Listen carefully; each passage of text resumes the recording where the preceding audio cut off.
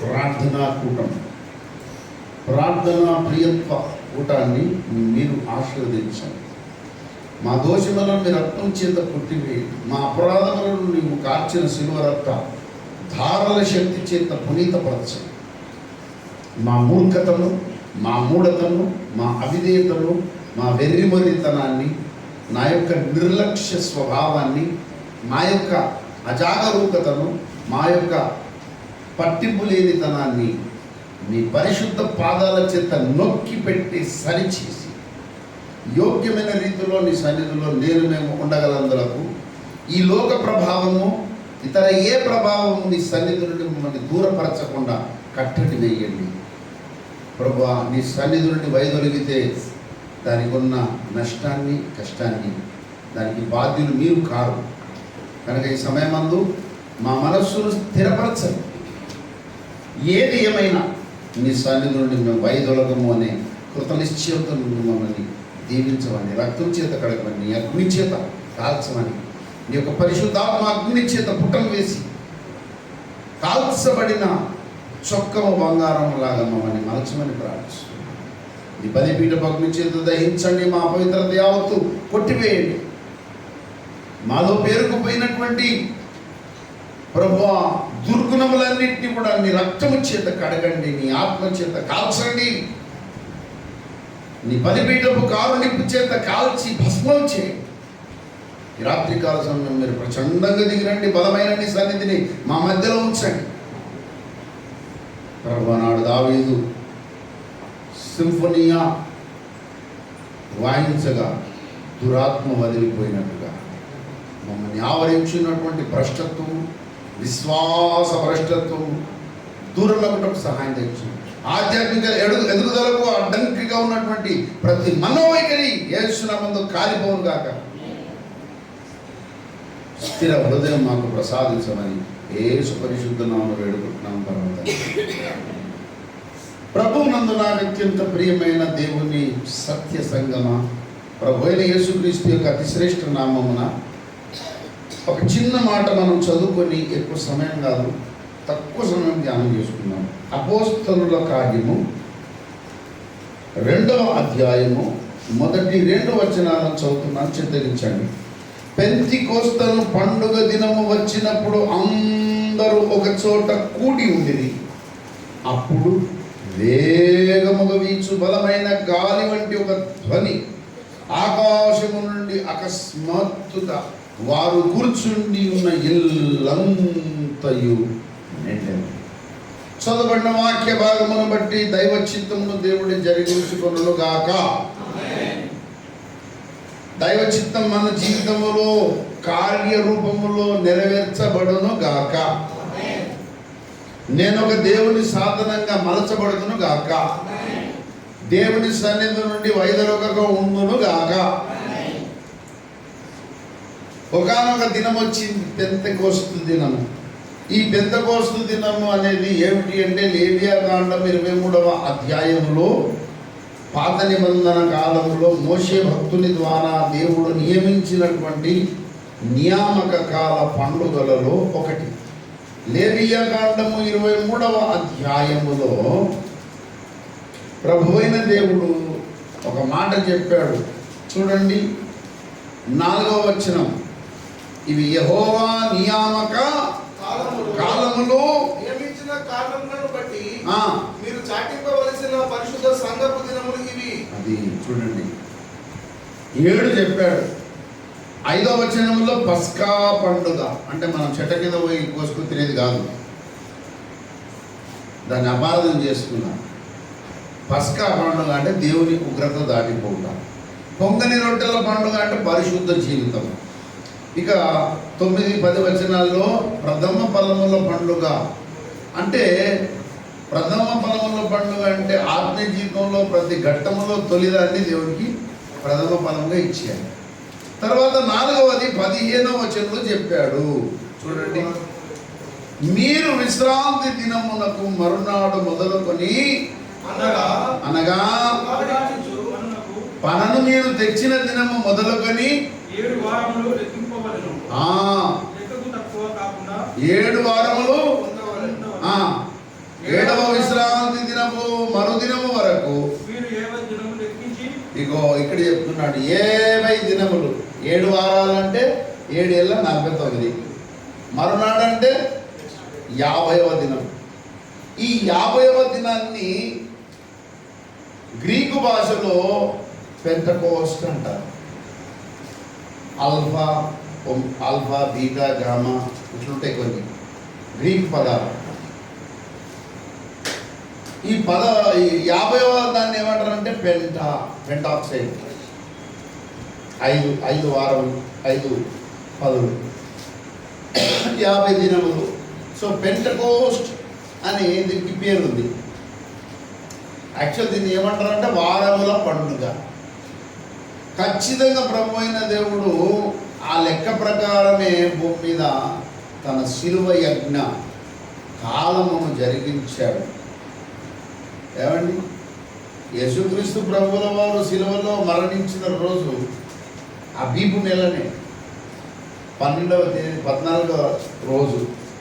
అదంతా మళ్ళీ పెద్ద బైబిల్ స్టడీ, మీకు అర్థం కాదు. చెప్పినా మళ్ళీ కొత్తగానే చూస్తారు. ఎన్నిసార్లు చెప్పినా సరే అదంతా పోయింది. 50 రోజులు లెక్కించి పెంతెకోస్తు పండుగ వచ్చేసింది. ఆ పండుగ వచ్చినప్పుడు ఏం జరిగిందట? అందరూ ఒక చోట కూడి ఉన్నారట. 50 దినముల పండుగ ఒకటి వచ్చింది. ఆ పండుగ దినమున అందరూ ఏక మనసుతో ఎడతెగక ప్రార్థనలతో కూడి ఉన్నారు. అప్పుడు ఏమైంది తెలుసా? వేగముగా వీచు బలమైన గాలి వంటి ఒక ధ్వని, ఒక బలమైన గాలి, చాలా బలమైనది.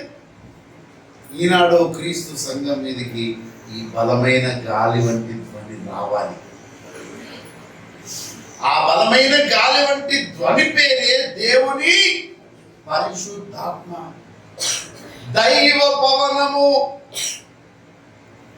దేవుని గాలి రావాలి. దేవుని గాలి రాకపోతే నువ్వు భూమి మీద గాలి అయిపోతావు. ముఖం చూడంగా చెప్పచ్చు ఎవరు గాలి అయిపోయారు, ఎవరు మంచిగా. కొంతమంది ఆడవాళ్ళకు ప్రత్యేకమైన ఒక తెలివి ఉంటుంది అన్నమాట. కూర మాడుతుంది. అలగటేసిన మా ఇంట్లో నేను ఎప్పుడన్నా నేను ఆరోగ్యం బాగాలేకపోతే నేను కూర చేస్తుంది చెప్పేస్తున్నాను. టమాటాలు అలగటేసిన ఆమెకు అట్లా వాసన పసి పెడుతుంది. నాకు ఒక లక్షణం ఉన్నది. దేవుని గాలి నీ మీద ఉందా లేదా అని గుర్తుపాటు చేస్తాను. అది నాకే తెలుసు, నాకు కూడా తెలుసు. లోకము గాలి ఉంటే నువ్వు ఎట్లున్నావో నాకు తెలిసిపోతుంది. కనుక దైవ పవనము క్రింద మన బ్రతుకులు ఉండాలి. దేవుని గాలి మన మీద ఉండాలి. ఈ దేవుని గాలికి ఒక లక్షణం ఉన్నది. నిర్గమాకాండములో ఆ గాలి గురించి ప్రస్తావన చేయబడింది. నిర్గమాకాండము 13వ అధ్యాయము 21వ వచనం. వారు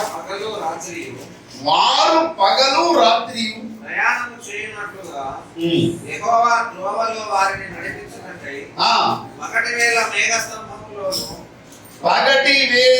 మేఘస్తంభము. మీరు ఒకసారి ఊహించండి, మేఘము ఒకవేళ ఒక స్తంభం లాగా ఉందనుకోండి, ఎట్లుంటుంది? అసలు మేఘాలు ఎట్లుంటాయి? ఆకాశంలో మేఘాలు ఎట్లుంటాయి? గాలికి కొట్టుకుపోతుంది. కానీ ఇశ్రాయేలును నడిపించిన మేఘము అది గాలికి కొట్టుకుపోయేది కాదు.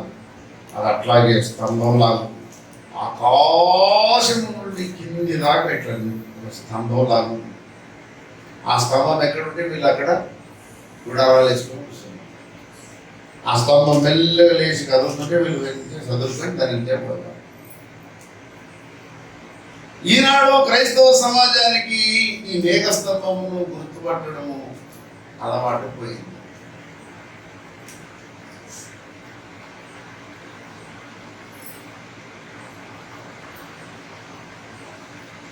నేను అది ఒక పాట రాశాను. అడుగు జాడలో నడుమా అది ఆది దేవుని ఆజ్ఞయే. అడుగు జాడలో నడుమా అది ఆది దేవుని ఆజ్ఞయే. ఆత్మమేఘము క్రింద అగ్నిమేఘము క్రింద ఆత్మమేఘము క్రింద అగ్నిమేఘము క్రింద నడువా అడుగు అడుగు అడుగు అడుగులో యేసుని అడుగు అడుగు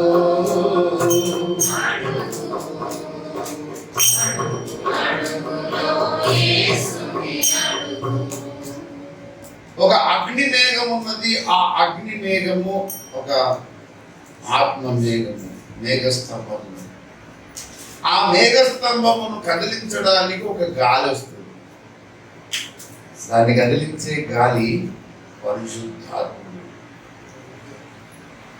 కనుక సంఘం మీదికి బలమైన గాలి దిగి రావాలి, దిగి రావాలి.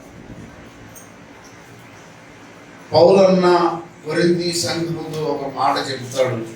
12వ అధ్యాయము 1 కొరింథీ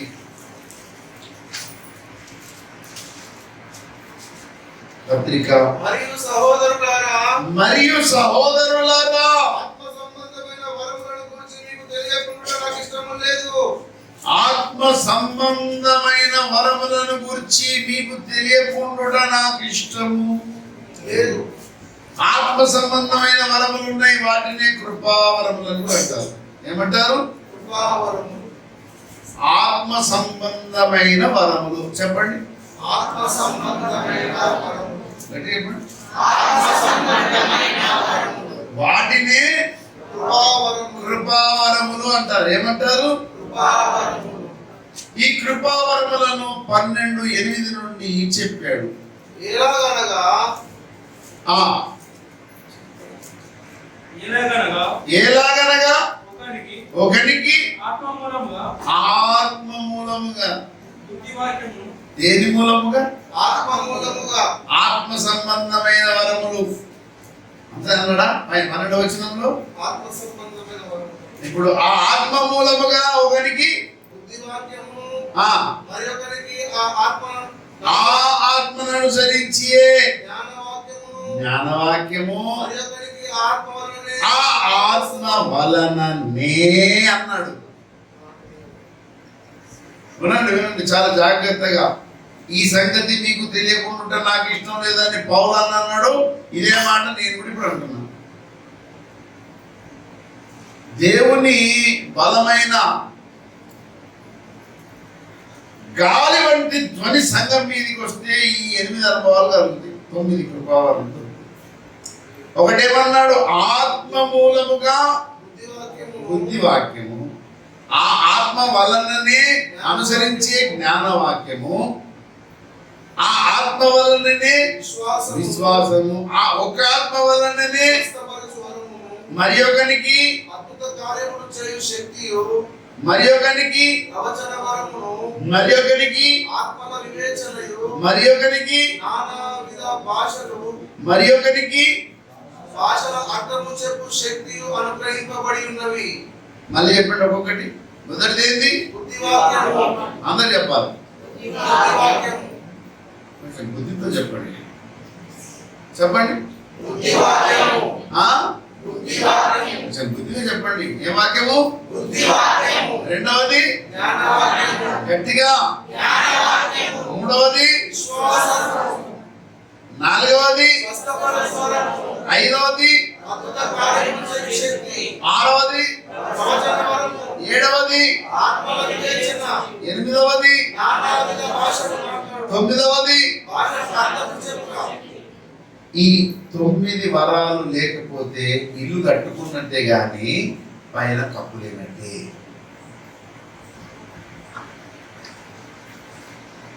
వీళ్ళందరికీ సోదరులు ఉన్నాయి కదా, ఉన్నాయా? పైన కప్పు ఉందా లేదా? సో ఇంటికి కప్పెట్లను ఈ కృపావరాలు ఉంటే కూడా అలా మన ఆత్మీయ జీవితానికి అవసరం. ఇప్పుడు ఇందులో మనకు ఏ వరాలను మనం పొందుకున్నాం, ఇవి మనకు లేకపోతే గాలి కింద మనం లేనండి.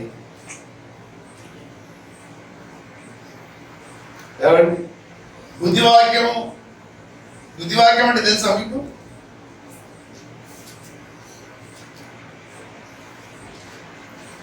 లూకా సువార్త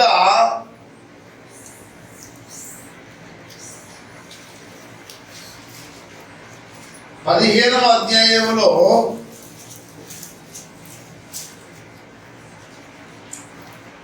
11వ వచనం నుండి చదవండి. మరియు ఒక మనుషునికి ఇద్దరు కుమారులు, వాడిలో చిన్నవాడు తండ్రి నాకు వచ్చు భాగమిమ్మని తన తండ్రికి అనగా అతడు వారికి తన ఆస్తిని పంచిపెట్టెను.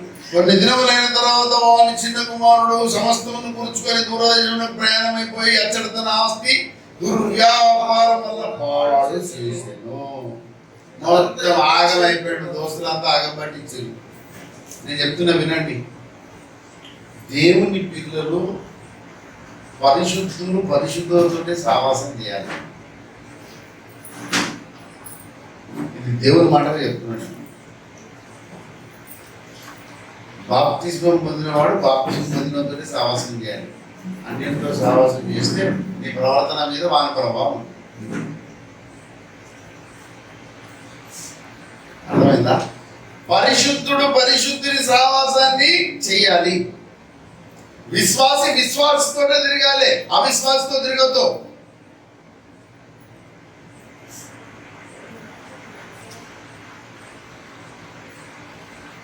విశ్వాసం అయినవాడు విశ్వాసతోటే తిరగాలి, పరిశుద్ధుడితో తిరగాలి, సేవకులతో తిరగాలి. నేర్చుకోండి.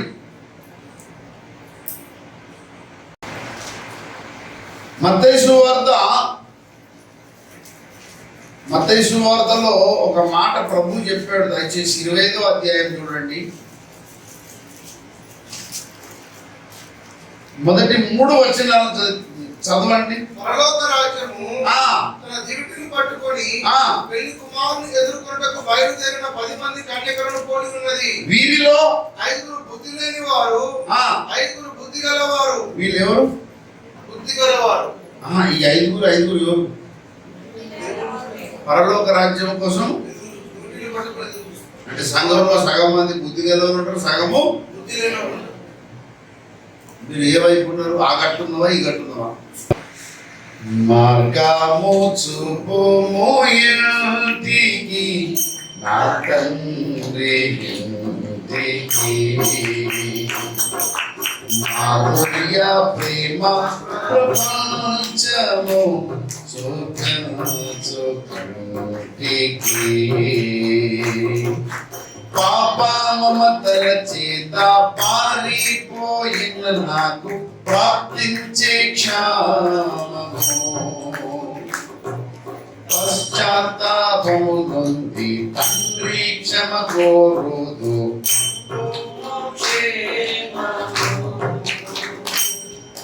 ప్రభు నీదు శిలువ ముఖము చెల్లని నాకు పించే ధైర్యము,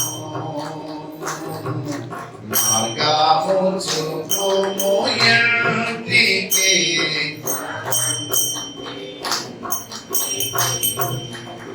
ఇదొక చరణం రాశాడు నాశనమనే గారు. అమ్ముకొంటిని నన్ను అతనోడొకనికి నాడు ఆకలి బాధలు, అన్యాయమైపోయే పందులు సహ వెలివేయ అలవడెను వేదనా, అడుగంటే అవినీతి మేల్కొనియే మానవత ఆశ్రయము. ఎంత మంచి పాట అండి. కొందరు జీవితాలను చూసినప్పుడు కొన్ని పాటలు ఎదకొస్తాయి. నా మనసు వాడుతుంటుంది అన్నమాట.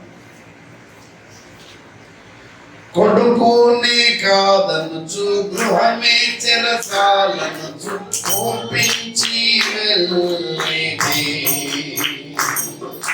కూలివానిగనైనా నీ ఎంట పని చేసి కనికరమే కోరుదు కాదనకు నా తండ్రి దిక్కెవ్వారు లేరు క్షమించి మార్గము చూపుము ఎర్టికి నా తండ్రి ఇంటికి మాధుర్య ప్రేమ ప్రపంచము చూపించుటికి. రోమీయులకు రాసిన పత్రిక 1వ అధ్యాయము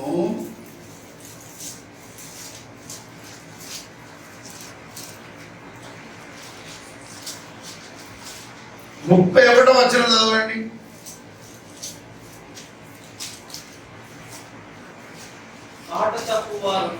మాట తప్పువారును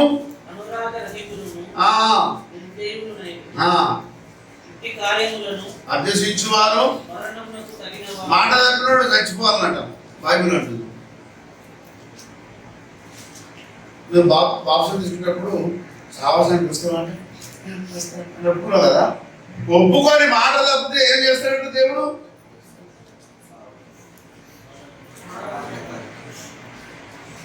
అందుకే దేవుని సన్నిధిలో అనాలోచితంగా మాట్లాడద్దు, చాలా కేర్ఫుల్గా మాట్లాడాలి. నేను అందుకే సంఘంలో ఏం చేస్తే అప్పుడప్పుడు కొంతమంది ఇరికిస్తాను. ప్రసంగంలో ఇరుక్కుపోతారు, ఇరుక్కుపోయి ఆ బంధంలో ఆ చట్టంలో ఇరుక్కుపోయి మళ్ళీ చెప్పినాడు మాదా దుకాణం అంతా కొలాప్స్ అయిపోతుంది, పరేషాన్ని బాధపడుతుంది. అప్పుడు చూస్తా వీడ నేను ఇరికించిన కదా నీకు చెప్తినప్పుడు.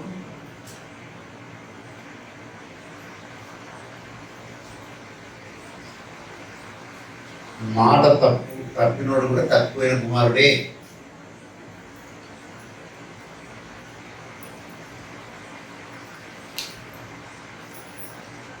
నేను మనసులో ఎన్నిసార్లు అనుకున్నాను యేసయ్య సువార్త చెప్పాలని అనుకున్న వాళ్ళు చేద్దాం. నేను యేసయ్య గురించి సువార్త చెప్పాలనుకున్న వాళ్ళు చేద్దాం. అనుకున్న వాళ్ళు కూడా తప్పే. సువార్త ప్రకటించకపోయిన నాకు శ్రమ అన్నాడు. సువార్త ప్రకటించడం మంచిదా ప్రకటించకపోవడం మంచిదా? ప్రకటిస్తాము అన్నో చేద్దాం.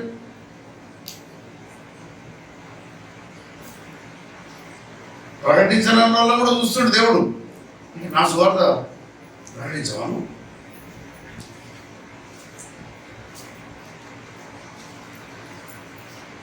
సరే ఇష్టం, అది దేవుడు చూస్తున్నాడు. నా సువార్త నీకు ఇష్టం లేదా? ఓకే సరే, నా సువార్త ప్రకటించకుండా ఎట్లా ప్రభుశేఖరుడు పాల్గొంటావు? ఆదివారమున యోగ్యంగా ఎట్లా పాల్గొంటావు నువ్వు చూస్తా. ఇప్పుడు చెప్పండి, ఆదివారంలో బల్ల తీసుకున్నాను అందరూ సిలువ. అక్కడ ఒక మాటలు చూడండి, 1 కొరింథీ పత్రిక 11వ అధ్యాయము. కాబట్టి ప్రతి మనుషుడు తన్ను తాను పరీక్షించుకునేవారును. అయ్యా 26వ వచనం. ఈ పాత్రలోని త్రాగుతున్నప్పుడల్లా ఈ 26వ వచనం స్త్రీలలో ఉండవు చదవండి, చదవండమ్మా. 11 1 కొరింథీ పత్రిక 11వ అధ్యాయము 26వ వచనం. కొంచెం మెల్లగా చెప్పమ్మా. చెప్పండి.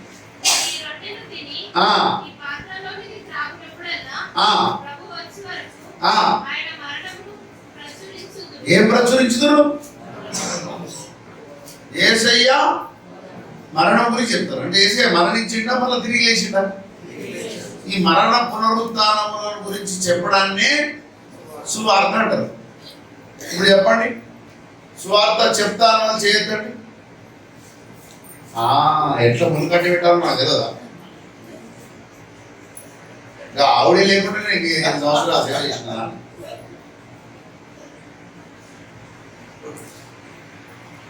ప్రకటింతును నీ సువార్తను సకల జనులకు సహనముతో సత్యవాక్యము జ్ఞానులకు సమయమునలో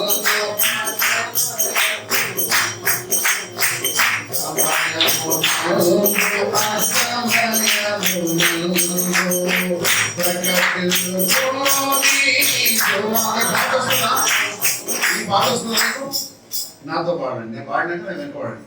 ప్రకటింతును నీ సువార్తను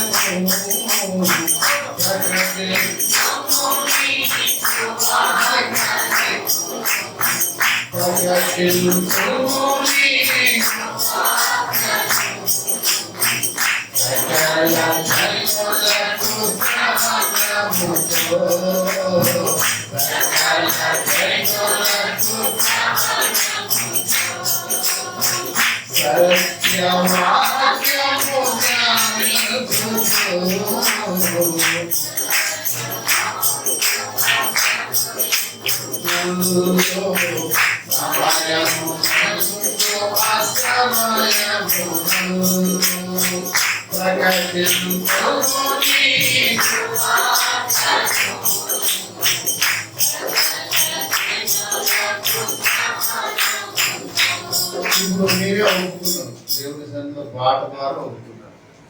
ఒప్పుకోవడం లేదా? తెలుసో తెలియకో అయితే నోట్తోటే తన్నారు. ఇప్పుడు కోర్టుకు పోయిన తర్వాత జడ్జి అడిగింది అనుకో, బాబు ఇది నువ్వే చేసినావు హత్య అంటే, అవును సార్ అన్నా. ఏం చేస్తాడు? సార్ మర్చిపోయానా సార్ అంటే ఏమంటాడు? సార్ మర్చిపోయానా సార్ అంటే ఏమంటాడు? ఇంకో శిక్ష ఇస్తాడు. మొత్తం ఈ పదవులు పడతాడు. మరి లోకస్తుడైన జడ్జి ఇంత స్ట్రిక్ట్ ఉంటే ఆయన నీతి గల న్యాయాధిపతి, ఆయన దగ్గర నువ్వు కమిట్ అయిపోయావు.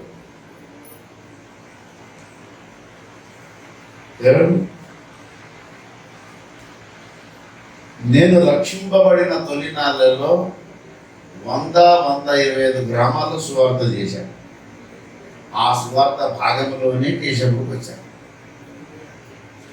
మీకు తెలుసు అక్కడ ఆ టెంపుల్ కూడా మనం సువార్త చేసి అట్లా గొల్లపల్లి పోయాం, ఆరేపల్లి పోయాం, బర్తిపూర్ పోయాం, మెంట్రస్పల్లి పోయాం, నడిపల్లి పోయాం, తర్వాత మదనపల్లి పోయాం, కుప్పాలపల్లి పోయాం. అసలు దాదాపుగా అటు సైడ్ అయితే మొత్తం భవన్ రూటు, నవిపేట రూటు, రెంజలు అదంతా తెప్పించాం. బాగేపల్లి, కూనపల్లి, చిన్నపల్లి, మొత్తం దూపల్లి, ఆ పల్లి, ఈ పల్లి, ఏ పల్లి వదలండి అన్ని పల్లి తిన్నాం. అటు బాసర దాకా దాదాపు 125 గ్రామాలు సువార్త చేశాం. చేసి చెప్తున్న సువార్త చేయాలి. ఇక గ్రామ స్థాయి అయిపోయింది, ఇప్పుడు జిల్లాల స్థాయికి వెళ్ళి, జిల్లా స్థాయి అయిపోయింది, రాష్ట్రాల స్థాయికి వెళ్ళి, దేశాల స్థాయికి వెళ్ళి, ఇక ఖండాలు కాదు, ఇప్పుడు దొరికి వేరే గ్రామం కూడా పోదామన్నట్టు ఉంది మైండ్. కనుక నేను చెప్పొచ్చేది ఏంటంటే, దేవుని బలమైన గాలి మన మీద వీస్తే ఈ అనుభవాలన్నీ వస్తాయి. నేను ఇంకా వాటి జోలికి పోలే, కృపావరాల జోలికి పోలే, జస్ట్ అట్లా పరిచయం బుద్ధివాక్యం దగ్గర ఆగిపోయినా. అది అంత ఒడిసే సబ్జెక్ట్. అస్సాం పోయినప్పుడు యెహోవా నా బలమా అన్న దగ్గరనే 2 గంటల 20 నిమిషాలు దేవుడు చెప్పాడు. వాళ్ళు ఏమన్నారు, 35 నిమిషాల కంటే ఎక్కువ చెప్పాం మేము. మా దగ్గర 60 సంవత్సరాలు వచ్చారు సీనియర్ సంఘం మాది. దేశన్న గారు వచ్చారు, శాంతవర్ధన్ గారు వచ్చారు, విజేష్ దినకరణ్ గారు వచ్చారు, మంచి మంచి अच्छे परमेश्वर के बहुमूल्य दास यहाँ पर आए. सभी को 35 मिनट ही ज़्यादा रही हम, ये हमारा उसूल है. ठीक है, 35 నిమిషాలు నాగేంద్ర గంటలు 3 నిమిషాలు రావాలి. ఆ 3 నిమిషాలు కాస్త 2 గంటలు 20 నిమిషాలు అయిపోతే అప్పుడు రెడ్డి గారు మంచిగా చూస్తుంది. దేవుడు దిగి వచ్చినాక ఎవరేమంటారు?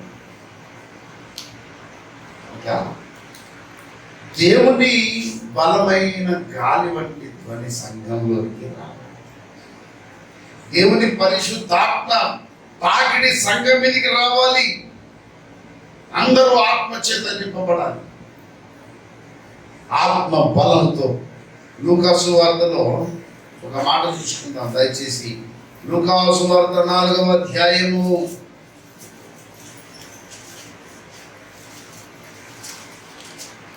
అప్పుడు యేసు ఆత్మబలంతో గలిలయకు తిరిగి వెళ్ళెను. ఏ బలంతో పోయాడు? ఆత్మబలంతో. ఏ బలంతో? ఆత్మబలం. గట్టిగా చెప్పండి.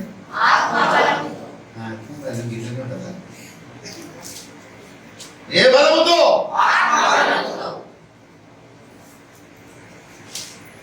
యేసుక్రీస్తు ప్రభువుల వారు ఆత్మ బలముతో గలిలయకు తిరిగి వెళ్ళెను. నీవు నేను ఏ బలంతో పోతున్నావు? బలశాలి అయిన దేవుని ప్రేమ బలవంతము చేయా. బలశాలి అయిన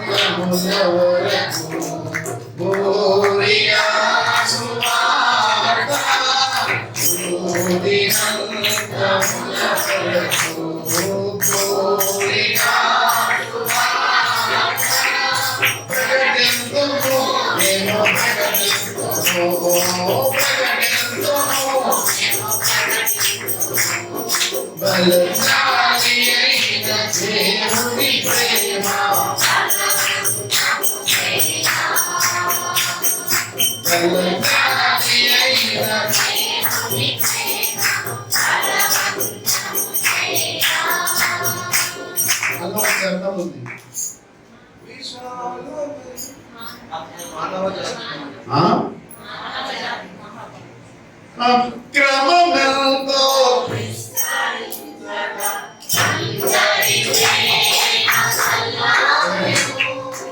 ఏమన్నాడు? అక్రమమెంతో అందరి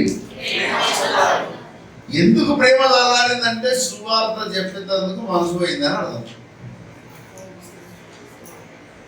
సువార్త మానేసినాడు, అక్రమంలో ఉన్నాడు, ప్రేమ చల్లారిపోయి ఉన్నాడు అని అర్థం.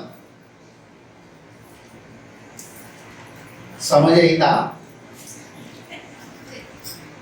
మీరు ఎటు పేరో తెలుసు నాకు.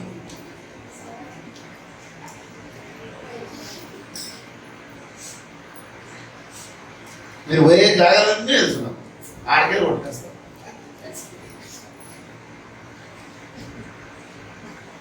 झटका కొట్టాలి. అది झटका అంటుందండి.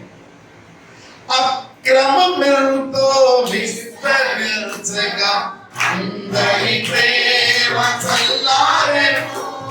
అక్రమమెంతో విస్తరించగా అందరి ప్రేమ చల్లారెను. ప్రజల రక్షణకి త్యాగ ప్రేమను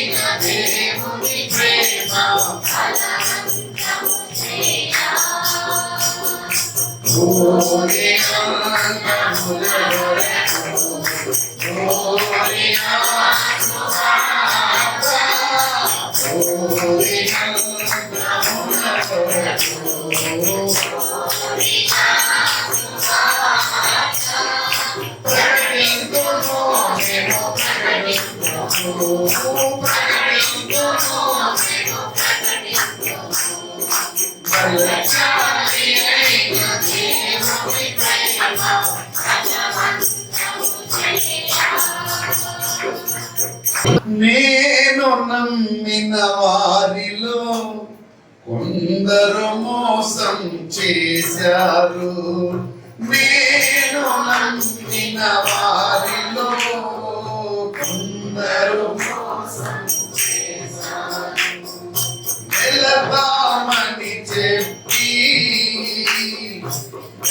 వెనుకకు తిరిగారు ఎవరైనా మీలో ఒకరైనా ఎవరైనా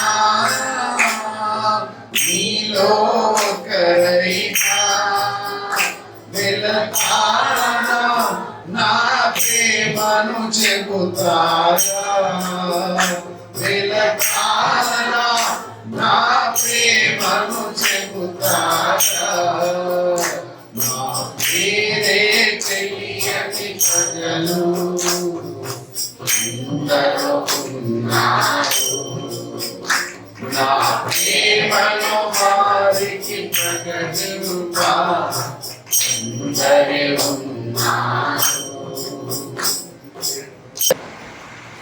వెళ్ళుము గో గో గో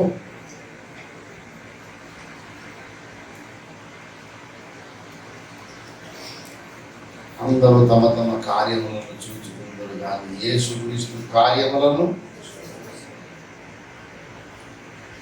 దేవుని బలమైన గాలి వంటి ధ్వని ఇంట్లో నిండితే ఇప్పుడు మనం అందరం ఏం చేయాలి? బలమైన గాలి కోసం కనిపెట్టాలి. అందుకే కనిపెట్టు ఆరాధన. మన లాస్ట్ మంత్ మేము చేసినాం అనుకున్నప్పుడు నాకు ప్రభునందు నాకు అత్యంత ప్రియమైన వారు ద్వారా ఏక మనస్కులమై మనము కనిపెట్టు ఆరాధనలో ఉండగా దేవుని బలమైన గాలి వంటి ధ్వని ఇంట్లోకి వచ్చిందనుకో అసలు మన జీవితమే మారిపోతుంది. ఆ ఆత్మ సంధింపు అనేది లేకపోతే మన జీవితంలో ఏదో ఒక వెలితి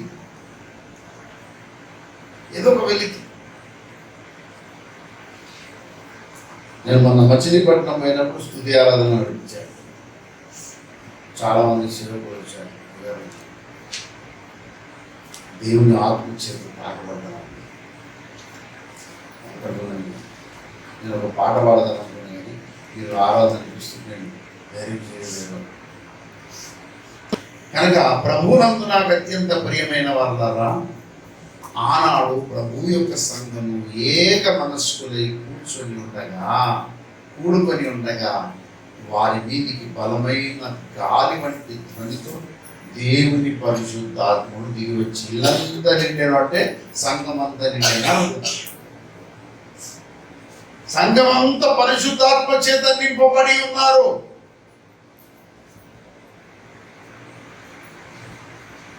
ఈ పరిశుద్ధాత్మ అనుభవంతో సంఘం ఉంటే అసలు రాష్ట్రమే దద్దరిల్లిపోతుంది. చెప్తున్నాను, జిల్లా కాదు. సంఘంలో పరిశుద్ధాత్మ పొందని ఒక్క విశ్వాసం ఉండదు. మనం మామూలుగా కనబడ్డప్పుడు ఏం మాట్లాడుకుంటాం? ప్రేజులాడు, ప్రేజులాడు కాదు, పరిశుద్ధాత్మని పొందాలా అని అనుకోండి. రేపటి నుంచి పరిశుద్ధాత్మ పొందిన వాళ్ళు అభిషేకం అనుభవించారా? అభిషేకం పొందిన వారు ఆత్మబలంతో ఉన్నారా? ఆత్మబలం పొందినవాడు ఆత్మ ద్వారా నడిపింపబడుతున్నారా? ఆత్మ ద్వారా నడిపింపబడ్డాడు ఆత్మ పూర్ణులయ్యారా అని అడుగుతుంది. ఇదంతా లేదు, అంతా ఉల్లిపాయ క్రైస్తవం అయిపోయింది. వద్దు కదా, దేవుని పరిశుద్ధాత్మ చేత నింపబడిన అనుభవంతో మనం ఉండాలి. అది దేవుడు కాంక్షిస్తున్నాడు. నా ఆత్మ చేత నింపబడండి. సేవకుడా నీ భాగ్యమెంత గొప్పది, సేవ చేయు నీ బ్రతుకు ధన్యమైనది, సేవ చేయు నీ బ్రతుకు ధన్యమైనది. బలవంతుడుగా ఉండుమా, యేసుక్రీస్తు కృపతో నిండుమా. కృపతో నిండాలి, దేవుని ఆత్మతో నిండాలి. దేవుని పరిశుద్ధాత్మతో నింపబడితే లోకము చూడగానే భక్తులు అనుకుంటుంది. అవును, ఒక చిన్న నిప్పురవా గడ్డ వేస్తే ఏమైంది?